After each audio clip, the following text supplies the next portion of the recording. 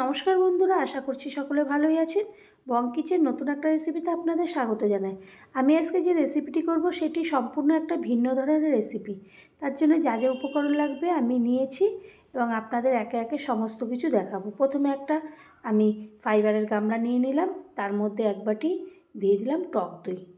টক দইটা দিলে খুবই ভালো হয় আমি যেই রেসিপিটা বানাবো তার জন্যে। এরপরে দিয়ে দিলাম এক বাটি গুঁড়ো চিনি। এরপরে এই চিনি আর টক দইটা আমি খুব ভালো করে ফেটিয়ে নেব। তো চ্যানেলটি সাবস্ক্রাইব না করলে সাবস্ক্রাইব করবেন, লাইক শেয়ার কমেন্ট করবেন, পাশে থাকা বেল বাটনটি টিপে তাহলে যে কোনো রেসিপি আপনাদের কাছে সবার আগে পৌঁছাবে। এরপর টক দই আর চিনিটা ভালো করে আমি গুলে নিলাম একটা আমি কাঁটা চামচ দিয়ে। তারপরে দিয়ে দিলাম এক বাটি গুঁড়ো দুধ। সমস্ত উপকরণগুলো আমি একে একে দেবো আর আমি এই কাঁটা চামচিটা দিয়ে ভালো করে না একদম ঘুটিয়ে ঘুটিয়ে ভালো করে আমি ফেটিয়ে নেব। এই দুটো ভালো করে তিনটে মিশে গেল। এরপরে ওর মধ্যে দিয়ে দিলাম এক বাটি আমি সুজি। 200 গ্রামের যে প্যাকেট থাকে সেই সুজির প্যাকেটে আমি এক প্যাকেট সুজি দিয়ে দিলাম। তো সামনে 25শে ডিসেম্বর এসে গেছে। সবাই কেক ভালো খায়, ছোট বড় বাচ্চারা সকলেই খুবই ভালোবাসে কেক খেতে। তো বাড়িতে যদি বানিয়ে নেন 1 পিসের জায়গায় 2 পিস খেতে পারবেন, কিন্তু কিনে আনলে তো অতটা বাচ্চারা আনন্দ করে খেতে পারে না। সেই কারণে এইরকম একটা কেক বানিয়ে রেখে দেবেন, আর যখন ইচ্ছা হবে তখন খাবে। স্কুলে টিফিনে নিয়ে যাবে, বাড়িতে খাবে, চা দিয়ে খাবে। এরপরে দিয়ে দিলাম আমি দুধটা দিয়ে ভালো করে নাড়াচাড়া করে নিলাম। এরপরে একটা চালনি নিয়ে নিলাম, তার মধ্যে এক বাটি ময়দা দিয়ে আমি ভালো করে এই ময়দাটাকে চেলে নেব, কারণ ময়দার মধ্যে অনেক দানা দানা দলা দলা জিনিস থাকে, দলা ময়দাগুলো থাকে কিংবা পোকামাকড়ও থাকতে পারে, সেই কারণে আমি চেলে নিলাম। ময়দাটা চেলে নিয়ে এরপরে ময়দাটা সুন্দরভাবে চেলে নিলে কোনো আমার গোটা গোটা কিছু থাকবে না। এরপরে ময়দাটাকেও ভালো করে ফেটিয়ে নেব। এইভাবে সমস্ত উপকরণগুলোকে আমি একে একে দিয়ে ফেটাতে থাকবো। আর এমনভাবে করব না পাতলা হবে না মিডিয়াম হবে, একদম পাতলাও হবে না ঘন হবে না, মিডিয়াম মতন এইটা হবে। এই ব্যাটারটা হবে একদম মিডিয়াম মতো। তো আমি ভালো করে ওইটাকে গুটিয়ে নিলাম। এরপরে দিয়ে দিলাম 1 চামচি মাখন। এখানে আমি মাখন ব্যবহার করলাম, আমি ভ্যানিলা এসেন্স ব্যবহার করলাম না। মাখনটা দিলে একটা অন্যরকম সেন্ট আসবে। আর আমি সাদা তেলটাও দেওয়া যায়, ভ্যানিলা এসেন্সের বদলে সাদা তেলটাও দেওয়া যায়, আর মাখনটা অন্যরকম সেন্ট আসবে একটা। তো আমি মাখনটা দিলাম, দিয়ে তারপরে ভালো করে আবারও ফেটাতে থাকলাম। এমনভাবে ফেটাবো আর একইভাবে ফেটাতে থাকবো। এরপরে 1 কাপ দিয়ে দিলাম আমি সাদা তেল। সাদা তেলটা দিয়ে তারপর আবারও ভালো করে ফেটাতে থাকবো। এইভাবে ফেটাতেই থাকবো যতক্ষণ না এটা সুন্দরভাবে একদম ঘনত্বটা ঠিকঠাক হয়। এরপরে দিয়ে দিলাম আমি লবণ, একটু বেকিং সোডা, একটু বেকিং পাউডার, সমস্ত কিছু একটু একটু হাফ করে সব দিয়ে দিলাম। দিয়ে আবার ভালো করে ফেটাবো। এইভাবে ফেটাতেই থাকবো। এইরকম করতে করতে করতে করতে একদম একটা সফট ব্যাটার তৈরি হয়ে যাবে। আমি এইভাবে, যেহেতু আমার চামচিটা ছোট, তা আমি এইভাবেই ফেটাতে হবে। এরপর এমন ঘনত্বটা হয়েছে, এইভাবে আমি তখন রেখে দিলাম একটা ঢাকনা চাপা দিয়ে। এইদিকে একটা অ্যালুমিনিয়ামের বড় বাটি নিয়ে নিলাম, তার মধ্যে তেল ঢেলে দিলাম আর ব্রাশ দিয়ে পুরো বাটিটার মধ্যে তেলটা মাখিয়ে নেব।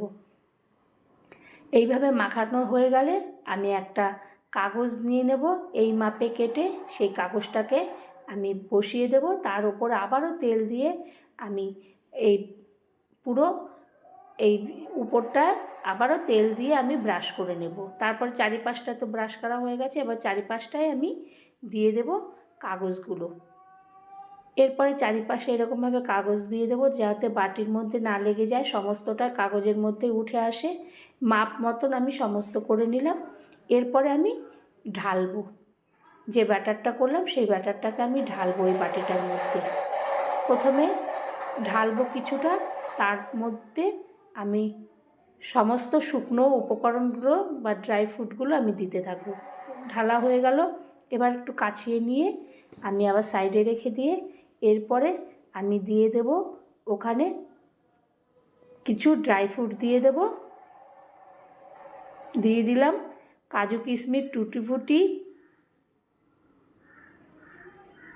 কাজু, মোরব্বাগুলো দিয়ে তারপর টুটি ফুটি দিলাম। তারপরে কিশমিশ দিলাম, কাজু দিলাম, তারপর আবারও আমি ঢেলে দেব। এরপরে পুরোটা আমি ঢেলে দেব। পুরোটা ঢেলে দিয়ে তো বন্ধুরা এইরকম একটা 25শে ডিসেম্বরের এইরকম একটা কেক অতি অবশ্যই বাড়িতে বানায়। আবারও আমি মোরব্বা দিয়ে দিলাম। মোরব্বা দেওয়া হয়ে গেলে তারপরে টুটি ফুটি দেবো, কাজু কিশমিশ দেবো। আমি ধাপে ধাপে দেবো।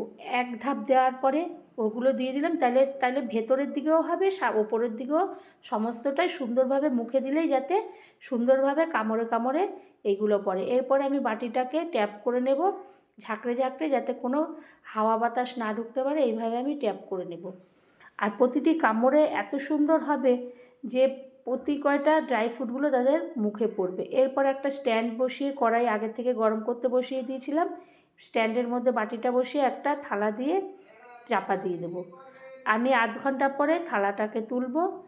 একটা আমি টুথপিক নেব, টুথপিক নিয়ে যখন আমি টুথপিকটা ঢোকাবো দেখব না এক সুন্দরভাবে হয়ে গেছে, কোনো গায়ে লেগে নেই টুথপিকের, আমি তখন বুঝবো আমার কেকটা তৈরি হয়ে গেছে। তো আমি তারপরে নামিয়ে নেব ঠান্ডা করে, কিছুক্ষণ আমি রেখে দেব। যখন ঠান্ডা হবে আমি এরপর নামিয়ে নেব।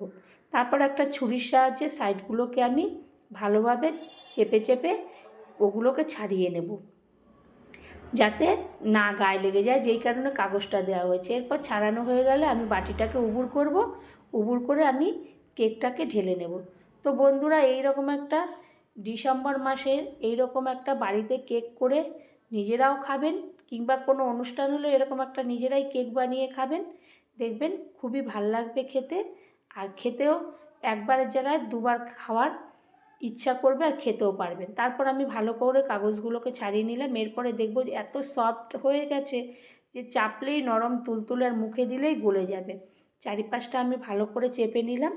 চেপে নিয়ে তারপরে আমি একটা ছুরির সাহায্যে ওটাকে কাটবো কেকটাকে। আর কাটার পরে দেখব একদম নরম তুলতুলে, ভেতরে ওপরে সমস্ত ড্রাই ফ্রুটগুলো ধাপে ধাপে দেওয়া হয়েছিল, তাই ধাপে ধাপে এগুলোকে পাওয়া যাবে। আর মোরব্বাগুলো সুন্দরভাবে ওর মধ্যে মেল্ট হয়ে গেছে। তো তারপর আমি হাতে নিয়ে দেখব সুন্দরভাবে নরম সফট হয়ে গেছে। তো ভালো লাগলে আবারও কোনো রেসিপিতে দেখা হবে। ততক্ষণের জন্যে ধন্যবাদ।